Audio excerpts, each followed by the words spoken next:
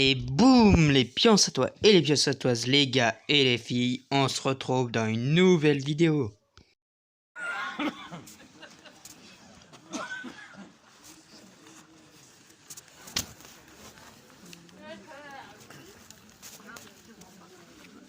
Oh ouais, ça fait du pèlerin là. Ça fait du peuple. Ah bah il y a eu du monde, hein, c'est bien. Alors, ces deux jeunes là, ils sont bons. 2007. Ah. 2007, 2010 là. Ah. Devant une église qui reste quand même un monument phare de nos communes.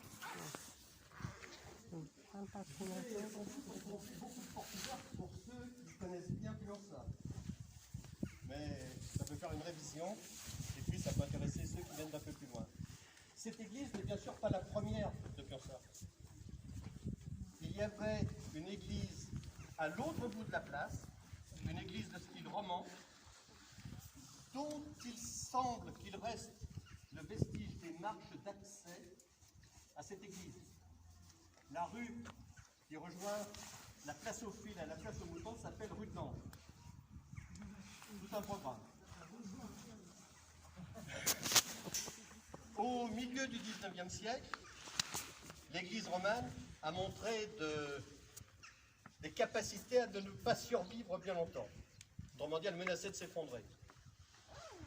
Donc la municipalité de Pionça a acheté un terrain en 1869 pour que cette église soit construite. Cette église est de style néo-roman. C'est-à-dire que c'est presque du roman des 11e et 12e siècles, mais quand même les arcs, les voussures sont allégés par rapport au roman. Cette église a été reconstruite, en tout cas pour partie, avec les pierres de l'ancienne église. Pas seulement les pierres, mais aussi le bourdon, la cloche. En 1569, et ça fait le lien avec ce que vous avez entendu au château, Gilbert de Chazeron, comte de Pionça, offre une cloche qui s'appelle Anne de Chazeron. Cette cloche a été inscrite au patrimoine par décision du ministre de la Culture en 1991. Elle avait une autre vertu, c'est qu'il paraît qu'elle éloignait les orages. Alors aujourd'hui, on ne va pas lui demander d'écarter les orages, on va simplement lui demander de nous protéger de la pluie. Voilà. Cette église commence par un porche-clocher avec au premier niveau ce porche taillé en plein cintre. Au deuxième niveau, vous avez la rose polylobée, donc la forme traditionnelle. Au-dessus, vous avez le troisième niveau qui est polygonal, qui comporte des fenêtres geminées, c'est-à-dire c'est des fenêtres jumelles qui sont séparées par un pilier. Et à l'intérieur, alors je ne vous parle pas du grillage qui est devant, mais derrière, vous le verrez sur les côtés, ce sont des abassons. C'est-à-dire c'est pour que le bruit des cloches redescende vers le sol. Cette église a été consacrée en 1888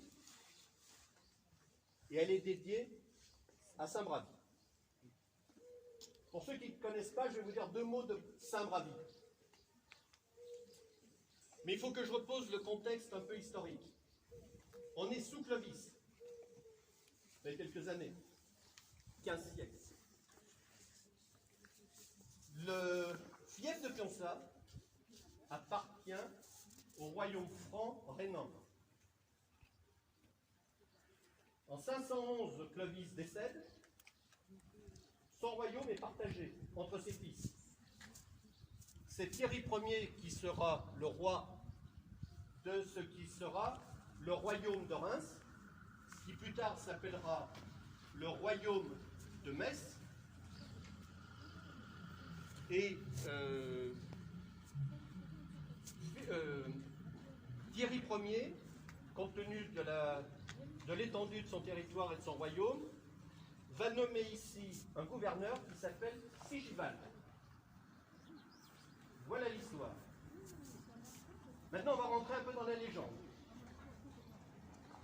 Un siècle plus tard, ça ne s'appellera plus le royaume de Metz, ça s'appellera l'Austrasie. La légende. Grégoire de Tours, évêque de Tours, donc, est né dans la région, entre Clermont et Rion. Si vous êtes Clermontois, il est né à Clermont. Si vous êtes à Dorion, il est né à Rion. On ne sait pas trop, peu importe. Il a consacré des écrits, et dans ces écrits, il dit qu'un certain... excusez-moi, j'ai un petit... Je vais te souffler. Non, non, c'est pas soufflé, c'est que les noms. Baccio, de la cour de Sigivald. Donc c'est pour ça qu'il faut faire le lien. Chassé dans les bois de Fiança. Il chassait le sanglier. Le sanglier s'est réfugié dans la cellule de l'ermite Emilio. On ne sait pas ce qu'est devenu le sanglier. Par contre, on sait que l'ermite Emilio a converti à la vie monastique Baccio, qui est devenu Bravi. Et Bravi, il est connu pour une autre, on va mettre les jambes, c'est qu'il guérissait des morsures des chiens enragés. Bon, depuis on est sauvé par Pasteur. Bon. Si on peut dire. Non, non. Il ne pouvait rien contre la Covid. Hein. Et bien sûr, la chasse de Bravi des ossements sont dans l'abside à gauche, si vous voulez aller le voir. Et jusque dans les années 80, les Fiancatois ne vont pas me démentir, il y avait une procession qui partait d'ici jusqu'à la fontaine, parce que Grégoire de Tours a écrit qu'en 576, Bravi meurt saintement au lieu dit des Élos, au pied d'un chêne et d'un rocher, d'où coule depuis une source que l'on n'avait jamais vue auparavant. Auparavant, je ne sais pas, le chêne, je ne sais pas, mais la fontaine, elle existe. Elle est aux Élos, à 500 mètres, il faut descendre 15 marches. Et c'était une belle procession. Voilà. C'était une belle procession, exactement. Donc, faute de combattants, il n'y a plus de procession.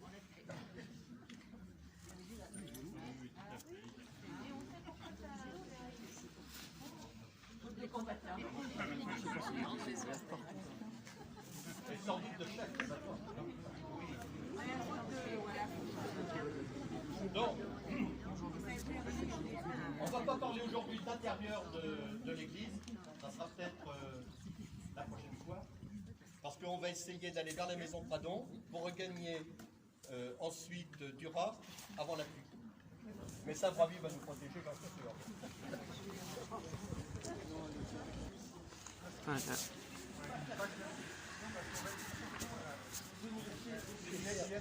Une histoire de Saint-Bravi, de l'église.